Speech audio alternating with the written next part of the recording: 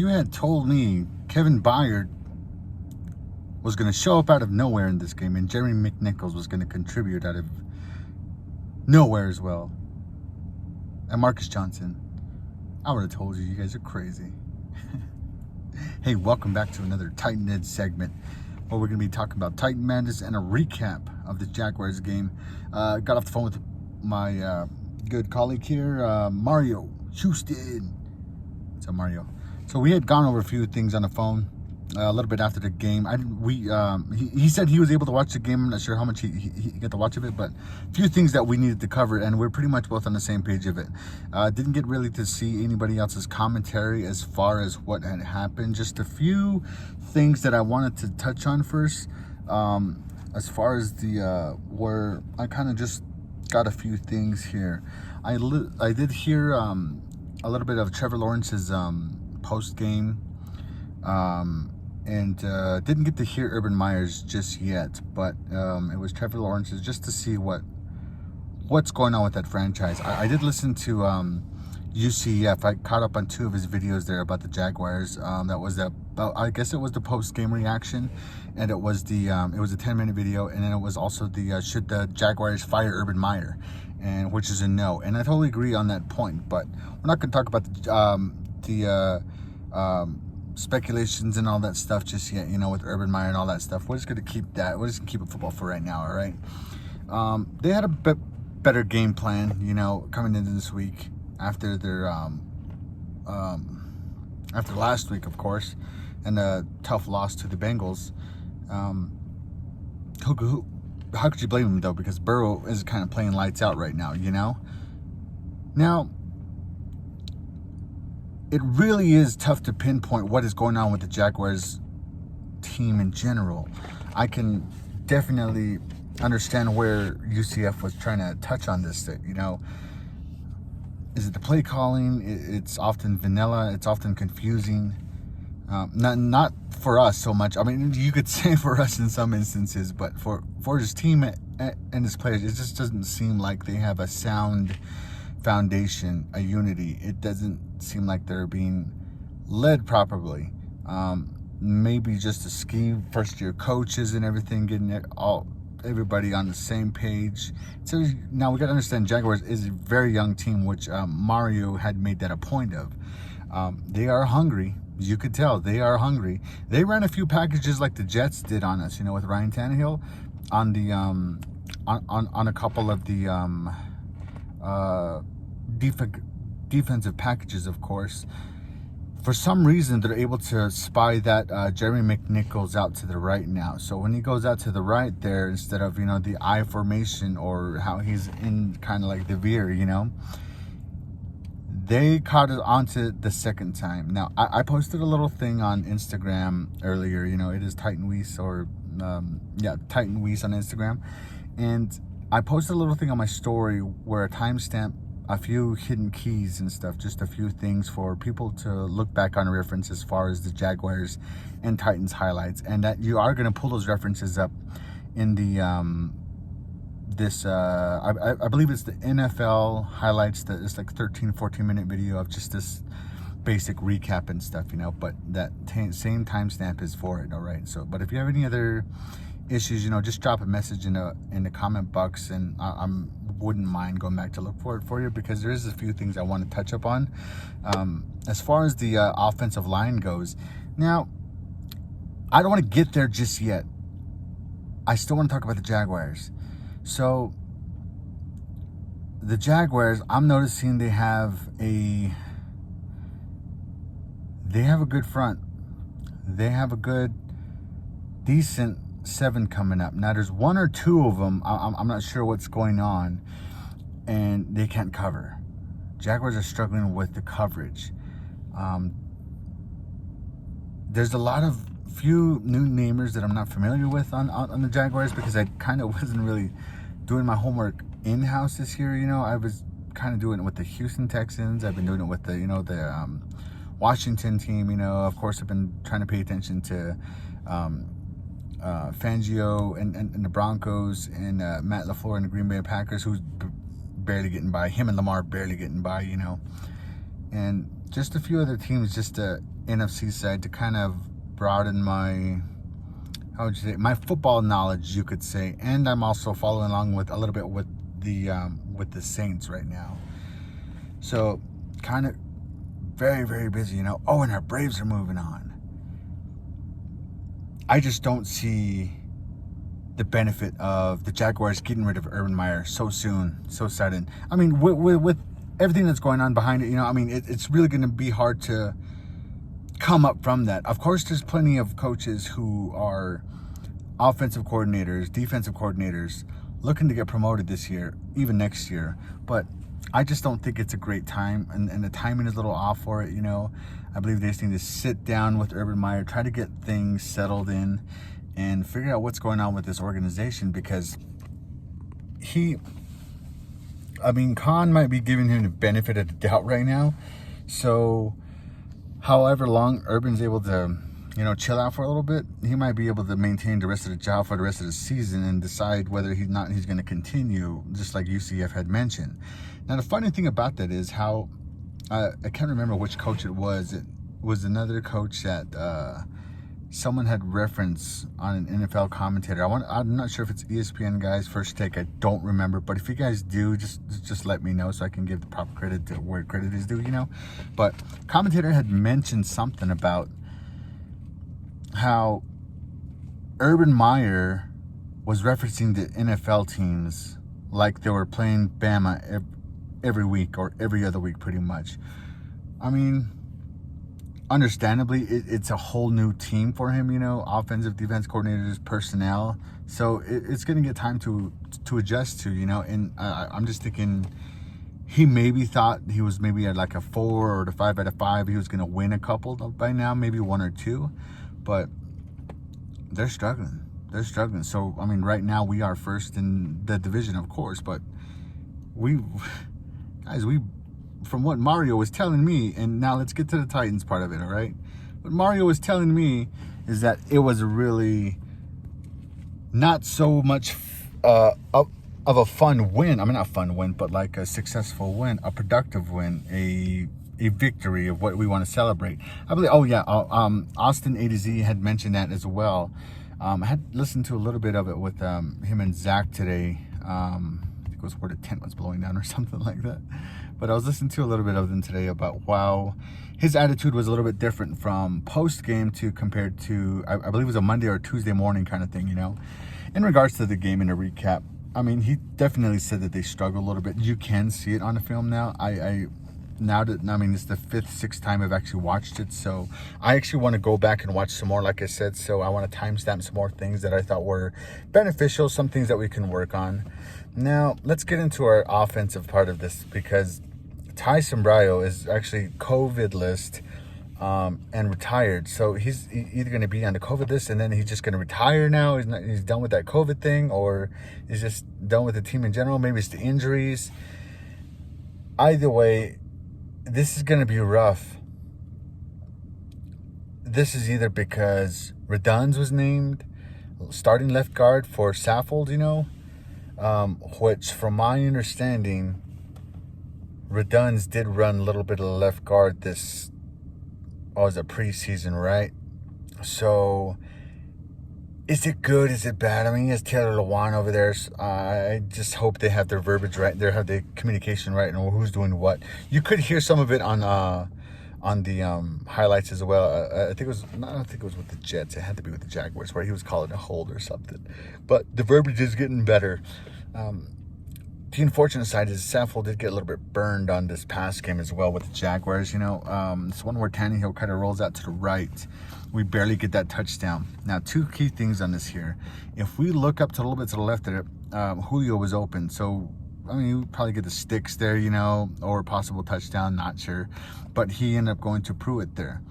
Now, a quarter second later, if Derrick Henry had kind of glitched wrong or something, like not glitched wrong, but like as a half a second shy, it could have been anywhere from our touchdown being called back due to, you know, movement, and because Tannehill called it quick. So I hope it's just something that they kind of fixed, you know. The other issue I have is a couple things I'm kind of noticing in these routes is they're bunched up too much within maybe 5 to 8. I want to say 5 to 8 yards. They kind of bunch up in too much, you know. So I hope we kind of open that up a little bit more. And as far as Ben Jones, I hope he's good, because I don't have too much faith in Brewer coming back in. I mean, if you want to go back to that Jets mishap, I want to put that blame on Tannehill. I really do. If anyone is with me on that, I hope you saw that replay on it. I played it 3 or 4 times. Maybe it was just bad snap, being that it was called at a second sooner, verbiage-wise, you know, the lingo between the quarterback and the line, and then the guard telling him, hey, it's good to go now, you know. He's got our mic and the clock is running. Go ahead. So something may have been just a little off there, because Tannehill kind of goes up for the ball and hits him here, you know. I mean, still enough to be able to catch it, but it goes back, you know, having us to go for a 3. But I don't want to talk about the Jets game right now. I want to talk about Jaguars still. So Ben Jones, I hope we keep him. Brewer, a little bit more work, you know, and we still need to work on that long snapping. Right guard is still Nate Davis, which we've seen him still struggle at times. He's picked up a lot better this game, I want to say, but there still is some things I am a little concerned about going forward, especially with these powerhouse teams like the definitely Bills. I'm still worried about the Chiefs, you know, they're still in it, and I am definitely going to be worried about the Colts coming up again later on in the season. We have some tough games coming up, guys, and we can't even sugarcoat a loss right now against these other teams. I mean, maybe we can, and we could possibly make it up in the future, but as our play style right now, I don't see us going past a wild card. If we even get a wild card, because that's just what I see. Yes, we're able to put points up on a board, but something's got to give here. If we are struggling again, either offensively or defensively, where one is just showing up again, we are going to be the laughing stock of this. And sadly, I am going against the Titans on this game. This next game for the Bills, I have the Bills putting hurt on us probably. I have the Bills at like 34, and I want to say our Titans at 17. I just don't think we're going to have the manpower to fix those issues with Questenberry at right tackle still. It's just still too weak for me. And you can see the struggles in it as well. Now, we played a hell of a lot better than the Jets game. I have to give our guys that. We collectively played better, sounded better, and blocked better, definitely. Something we need to clear up real quick. I believe chop blocking was abolished, right? Or we're not allowed to do that anymore in the NFL. Jeffrey Swaim took a dive at one of the legs on that goal line for Derrick Henry. I think it was his second touchdown or his third touchdown, but yeah, it was. I was like, didn't we ban that? Aren't we allowed to do that anymore? But anyway, that was the only thing that was kind of crossing my mind at the last minute there before I started the video. It's kind of puzzling. It's like, why wasn't that flag called? Oh, and the other thing too, with the Jaguars touchdown with Trevor Lawrence, where it was called, you know, ruled down, a fumble kind of thing. I need to go back and look at my man David Long. He was being carried by that freaking tackle over there. It was a holding call first, so don't give me that it was a touchdown. Nah. Not after what I seen in the back. Nah, that was a hold.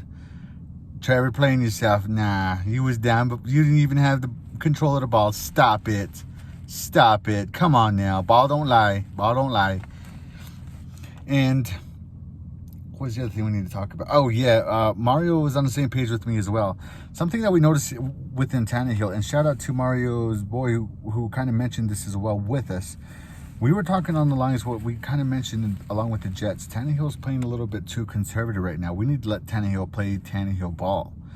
If we want this quarterback to go on forward and be our future franchise guy that you guys have all signed up for, but some of us have not. And I'm not going to say I'm sorry, because I'm not. Because what we see in Tannehill now, where he struggles, look at that last run that he had. He wanted to run the ball. He took a little hit again. And there's probably somebody telling him, like, oh, Tannehill, you sure you should have slide, you know? No, he got us a first down. But the man wants to score. He's trying to feel the field. So we need to let Tannehill play ball. There's just some decisions that he's just going to need to make, and I don't blame him for it now. So if he's going to go and play ball, we need him to play ball like he did when we played against the Chiefs, and where he ran in and we blocked the field goal. That's the Tannehill that we need to play ball for us. Because right now he's too conservative. He's reminding me of Mariota when he was saying yes to everything. And we can't have Tannehill like that. I don't want to go that route again. And I mean, of course we got Woodside coming in, but hopefully not Woodside though, you know. Kern, my man's still out, I think. Man, I'm just gonna go ahead and say it. Rashaan Evans looks lost out there. I don't know what he's doing. I mean, you can post all this motivational, me against the world. I mean, there he is, so he should be, you know, that's stupid. No, bro, you need to put all that junk down, put the internet down, and you need to play ball, because you're not doing it. Our blade is playing like a suede right now, like I done said last year. And it's the truth. He probably don't want to hear, oh, I don't listen to the outside noise. Well, if you don't listen to the outside noise, then why are you posting the stuff that you post? You dig what I'm saying? Nah. This is why I've been saying David Long Jr. is more important than we think. And a lot of people might not agree with me, but y'all, he's balling right now. Go back and watch this film. There was so many screenshots that I wanted to take where David Long was there. A lot of these, well, he had 12 stops, right? He probably would have had more. He probably would have had more if he wasn't being held. And that's the truth. But the man is instinctive. He has better instincts than Rashaan. He's not guessing. He understands ball. He plays ball. I want you guys to go back to a very crucial game for me. Last year when we played the Green Bay Packers, I was on the Titan Upload show, and I had made it a point that David Long was... I don't think it was David Long. I said Jair Alexander was overrated, and I still think he kind of is, because Teddy Bridgewater was throwing crap at that Panthers game where he was picking him off. And Teddy's still kind of throwing crap. What's up with Teddy right now, you know? He kind of throwing crap right now, right? But anyway, you could see David Long just kind of go into the grass where Aaron's trying to read the field. Rodgers trying to read the field. And you see David Long just kind of creep along and see him. You see the back of his jersey, and you see him looking right at Aaron Rodgers, and Aaron's looking right back at him. It's like, oh yeah, they're doing homework on each other. And I loved it, because you saw David collectively guess right. Okay, if that's how we want to go about this, let's say David Long collectively guesses right. How? Probably because he does his homework. Yeah, probably because he does his homework on the players. Everybody, you know? Not out making albums, crap albums. He's out doing homework, trying to play ball. And I can't blame the man. He's coming out of West Virginia. The man's playing hard. We need to sign him. He is more important now than ever. Next, offensive lines. We struggled a little bit. You know, I think we were a little bit sore on this one. I think we were tired. We were beat up. We're banged up. You can kind of see it a little bit. Simmons had a few there. Oh, he had a big hit there before Harold Landry at that goal line. You know, where Harold Landry and Bayer had stopped the initial. It was like a third and goal or second and goal. Forgive me for not remembering that part. But if you remember that play, where Harold hit the initial attack, oh, Big Jeff was back there. He could have taken care of that too, you know. And then shout out to Tier Tart and Adani 92 over there, and I believe Naquan Jones number 90. I want to give Naquan his credit where credit is due, because I believe we released Daquan, and I never really gave Naquan his due justice when I had mentioned the D-line, the new and upcoming guys, you know, with Bud Dupree still out and everything, you know. Me and Mario and I believe Two-Tone had all agreed on this, was like, hey, we should have let Bud Dupree just kind of sit a little bit, you know what I mean? Like, Let the man heal, man. Kind of like Caleb. Let him sit the whole year.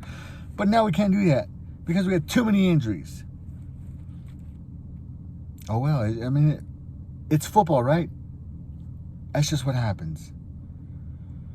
Craziest things happen on the field. But I pretty much want to say I think that's it for the most part. I know we wanted to cover Tannehill.